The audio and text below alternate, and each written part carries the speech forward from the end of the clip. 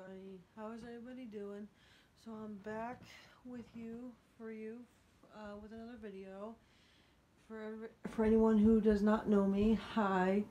My name is Sarah, and I make videos when I can. Not very promising. I need to work on getting onto a schedule, but yes, hi. My name is Sarah. I make videos, and we are the creepers of YouTube. So I'm coming at with you. I'm coming at you with a piercing video. So I just want to talk briefly about what piercings I got, the pain rating, where I went, blah blah blah. So last year I got 2 new tattoos and I was really happy about that.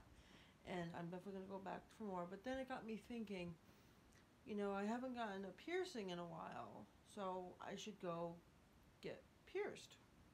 You know, and I have to work with certain guidelines because of my job. They don't really allow facial piercings, although I have two, but I hide one, so whatever. So I decided a couple months back or about a month or so ago, that I was gonna get a new piercing. I just didn't know what I wanted, but I know I wanted to get something in my ears, fill up some more empty space. So I'm thinking as to what I can get, where I can get it, what I'm researching, what is it called, and I come across one called a floating helix. I guess that's what it's called, like a floating helix, or as my piercer says, a flat helix or whatever. And basically, it's in the upper part of the ear, and it looks like it's floating in your ear. So I was like, okay, I kind of want to get that one because I actually have a cartilage piercing, like around the edge of my ear, and I had the empty space. So I was like, well, maybe I'll give that one a shot. So then I kept thinking, because I have my right ear, and I had a bunch of empty space in there. So I was like, I need something in that ear too to kind of even it out. Because I also don't like odd numbers. I like even numbers, which is really weird. I've been that way since I was a kid, although I'm starting to like odd numbers now. But with my ears, I like to have an even number of piercings. So I was like, okay, well, if I get this one done, I have to get something in my right ear, and I have to figure out what I want. So I'm looking through all the pictures, or looking up in Google, and then I come across what is called a snug piercing. Now I was like, I've thought about it before in the past, but I never got around to doing it, or getting either of these piercings. At the time, I had 16 piercings, mostly in my ears, and then my nose and other spots. And I stopped getting piercings after my septum, which my septum piercing I got in December 1st of 2017, and before that was my nipples. So at the time I wanted piercings, I just didn't know what I wanted, so I stopped getting piercings until I figured out what I wanted. So about a week or two ago, I go to my piercing shop and I talk to my piercer. I'm just talking about, hey, I'm thinking about getting some piercings. Want your opinion? Blah blah blah. And she's like, okay. So I said, I'm thinking about getting a floating helix. She's like, oh, okay, yeah, we call those floating helixes or flat helixes or whatever. And it's this much money, blah, blah, blah.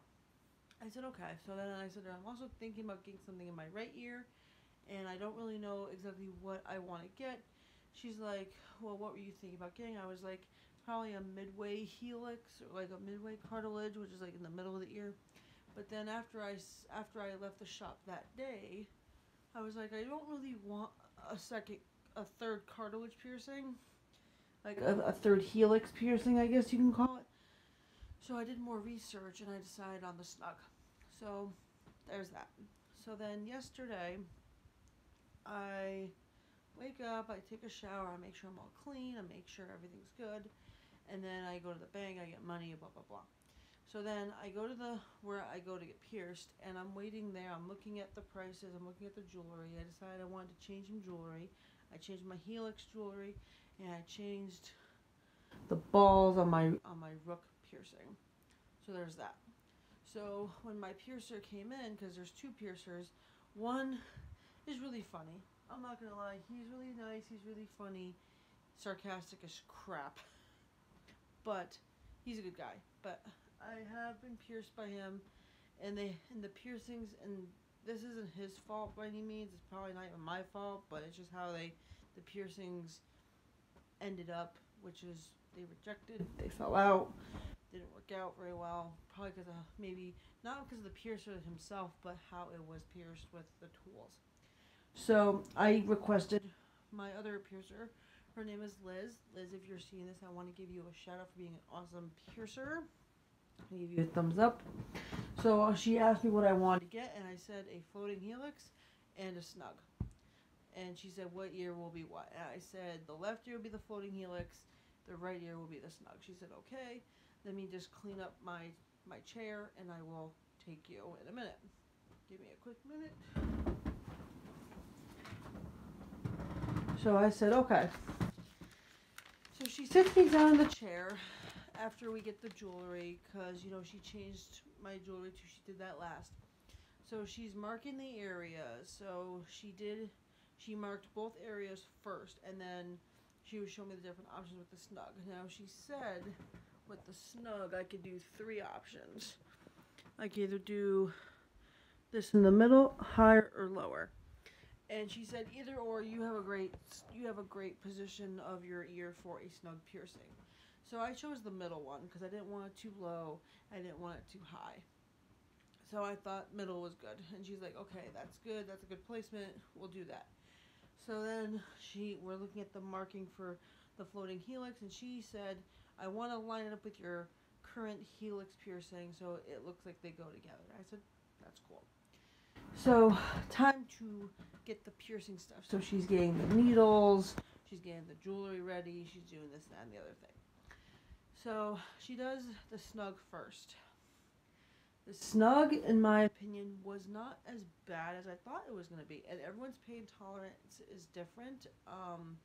My pain tolerance is different than someone else's. However, this one was not as bad. I'm going to give this maybe a 3. Probably a 3, maybe a 3.5. That's probably not too painful. And it was quick. And the thing is, I'm ready, I'm bracing myself. And I asked her, I was like, is the snug going to hurt? Because it's a pretty thick piece of cartilage. I'll show you guys. So you see where these 2 balls are right on the outside? That's the snug. And it looks like a really thick piece of cartilage. So I asked her, is that going to hurt? She's like, no, it's not going to really hurt. You already have tons of cartilage piercings, so I don't think you're going to be in pain. I said, okay. So she literally shoves the needle through. I say, did you pierce it yet? And she's like, yeah, I pierced it. And I was like, oh, okay, that was quick. Like, it was really fast. Like, it didn't hurt too much. I gave it about a 3.5. So she put the jewelry in. You know, she gave me a 16 gauge curved barbell to accommodate swelling, which is good because you want your jewelry big and long to accommodate swelling so your ear does not swallow the jewelry. So she puts the jewelry in, and then she moves on to this ear, and she goes to pierce it, and I hear a crunch, a little bit of a crunch. I didn't hear the crunch with my dates as much, but I heard the crunch through my cartilage. I guess you can call it a cartilage. Sorry, my nose is just. So I heard a crunch, and this one hurt more than this, which I thought was really interesting because this is really thick. So I'm gonna give the floating helix maybe about a 5 or 6 out of 10, maybe a 6.5. So she pierced it. I bled quite a bit. I am a bleeder when I get pierced or tattooed in the most minor of ways. So she's cleaning me up, and I asked her before she pierced if we could do the ring backwards so that the flat part is on the front and the ball is on the back, which I will show you as well. If I can get my hair out of the way. It's this flat part right up here next to my helix piercing. And I'm going to give that about a 6 to a 6.5. That was kind of painful. Maybe even a 5. So between a 5 and a 6. We're going to go with that. So out of the 2, this one was not as painful. This one was the most painful. I went to Generation X in the town mall where I live. I know the piercer there. She's very well. She's very well. She has a very good reputation. What I like about her is that she knows my body very well. She knows what I'm sensitive to, what I'm not sensitive to, what method works best for me, and what healing method works best for me. So she really knows me very well. So that's why I enjoy going to her. And, you know, they have a YouTube channel. I actually have a piece of paper right here. They have an Instagram and a YouTube channel that is at Gen X Body Piercing.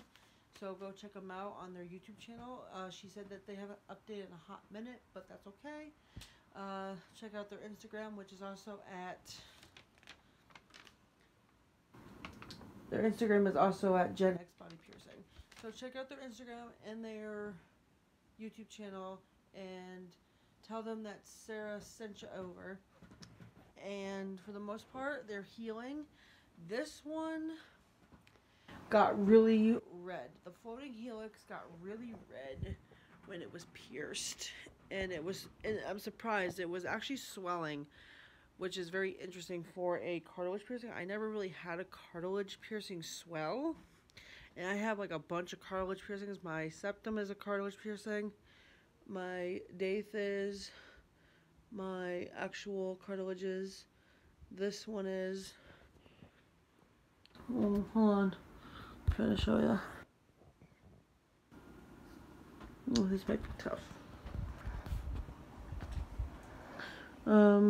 My rook is a cartilage piercing. And those didn't really swell. But the floating helix swelled a lot. And it got really red. So I had to take some ibuprofen for that. Which is fine. Because I figured that's probably what's going to happen. The snug, it did bleed. I cleaned it. It got bloody afterwards. It dried on the jewelry. I cleaned it off with some more solution. And they've both been doing pretty fine. As for sleeping goes, because I am a side sleeper and I got both ears pierced. This is my new best friend. Let me see if I can find it. Is a travel pillow. So these things are amazing. They're not just meant for your neck. Basically what I'll do is I'll just stick my ear in the middle and I'll just be sleeping like that on both sides. So that really works for me for sleeping until these are healed. I have to clean it 3 times a day. So 3 times a day for 6 to 12 months. Yes, cartilage piercings are not easy suckers to heal. And like I said, they take between 6 and 12 months to heal fully, depending on how you heal, how you clean them, how much you clean them. You don't want to over clean it, you don't want to under clean. Some people will say, oh, clean it twice a day. Some people will say, clean it 3 times a day. Usually what I do is I clean it 3 times a day for about 3-4-ish months, and then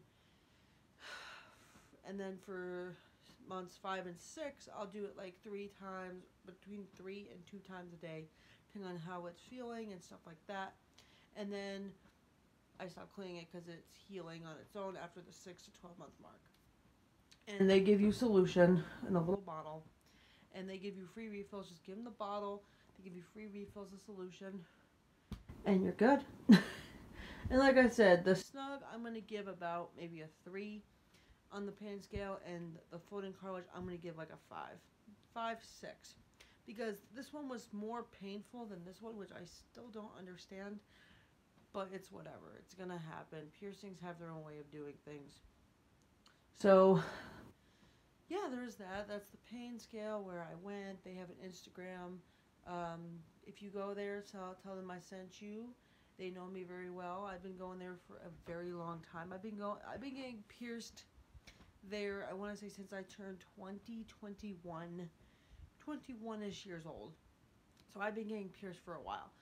So 19, 1, 2, 3, 4.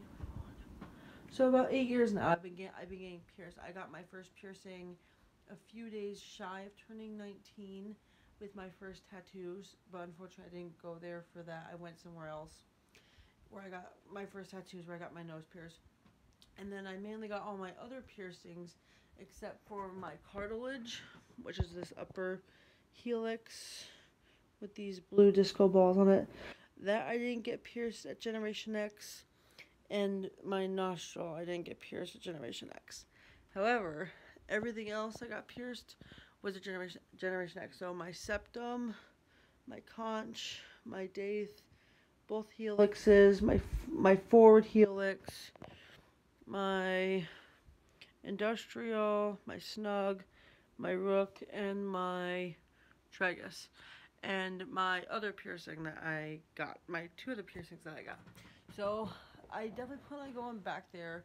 There's a few more piercings I do want to get. I want to get 2 more forward helixes, make it a triple helix, and then I might get something else in this ear. Don't know yet, not sure. But yeah, that is my piercing, my new piercings, the floating slash flat helix and the snug. If you like this video, give it a thumbs up.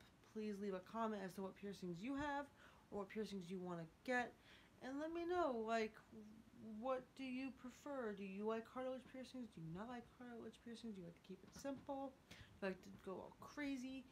Personally, I like to go crazy, but due to my job, I can't.